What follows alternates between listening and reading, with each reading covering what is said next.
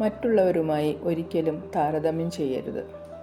ഒരു റോസാപ്പൂവും സൂര്യകാന്തിപ്പൂവും ഒരുപോലെയല്ല, എന്നാൽ രണ്ടും മനോഹരമാണ്.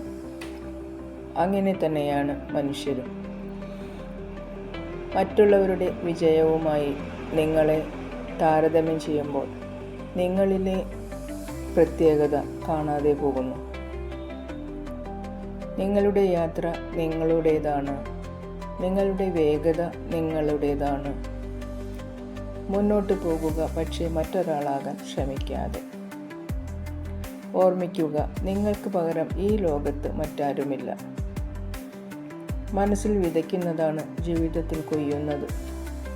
ഒരു കർഷകൻ നല്ല വിത്ത് വിതച്ചാൽ നല്ല വിളവ് ലഭിക്കും. അതുപോലെ മനസ്സിൽ പ്രതീക്ഷ, സ്നേഹം, വിശ്വാസം എന്നിവ വിതച്ച സന്തോഷം വളരും. ഏവർക്കും ശുഭരാത്രി, ശുഭനിദ്ര.